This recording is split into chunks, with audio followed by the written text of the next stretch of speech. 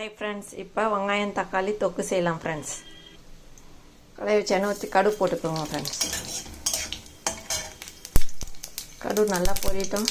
இதில் பெருங்காயம் ஆட் பண்ணிக்கோங்க. இதில் வெங்காயம் ஆட் பண்ணிக்கோங்க. இப்போ இந்த வெங்காயத்தை நல்லா வதக்குங்க friends. அப்போ தான் நல்லா டேஸ்ட்டாக இருக்கும் இந்த வெங்காயம் தக்காளி தொக்கு. உப்பு ஆட் பண்ணிக்கோங்க friends. இப்போ நல்லா வதக்கிட்டுருங்க. இப்போ இதை தட்டு போட்டு முடிங்க, சீக்கிரமாக வதங்கிடும். இப்போ இதில் நல்லா நசுக்கி இந்த பூண்டை ஆட் பண்ணிக்கோங்க ஃப்ரெண்ட்ஸ். நல்லா வாசனையாக இருக்கும். அப்போ தான் நல்லா வதக்கிடுங்க.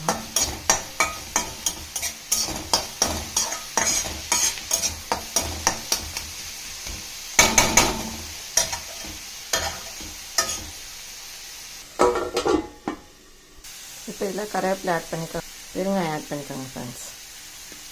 ஒரு பிஞ்ச் மஞ்சள் தூள் ஆட் பண்ணிக்கோங்க ஃப்ரெண்ட்ஸ், ரொம்ப வேணும்.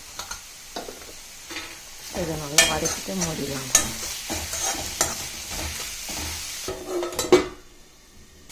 இப்போ இதில் தக்காளி ஆட் பண்ணிடலாம் ஃப்ரெண்ட்ஸ்.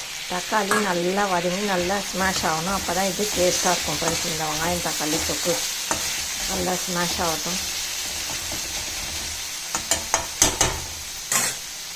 தட்டு போட்டு முடியலாம் ஃப்ரெண்ட்ஸ். அப்போ தான் நல்லா சீக்கிரம் வதங்கணும். நல்லா இப்போ பாருங்கள் ஃப்ரெண்ட்ஸ், இது நல்லா வதங்கி வரணும். இப்போ இதில் மிளகாத்தூள் ஆட் பண்ணிக்கலாம் ஃப்ரெண்ட்ஸ்.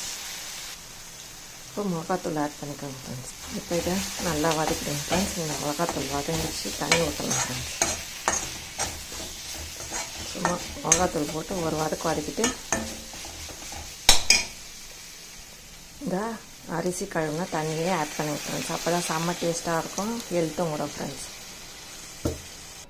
இப்போ இதை தட்டு போட்டு நல்லா கொதிக்க விடலாம் ஃப்ரெண்ட்ஸ். நல்லா திக்காக டேஸ்ட்டாக இருந்தால் தான் நல்லாயிருக்கும், திக்காக இருக்கும்.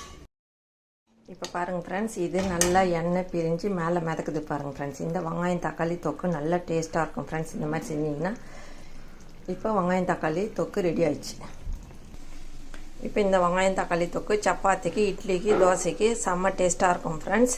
இந்த வீடியோ பிடிச்சிருந்தால் லைக் பண்ணுங்கள், ஷேர் பண்ணுங்கள், சப்ஸ்கிரைப் பண்ணுங்கள் ஃப்ரெண்ட்ஸ். Tata, by by. மீண்டும் அடுத்த வீடியோவில் சந்திப்போம்.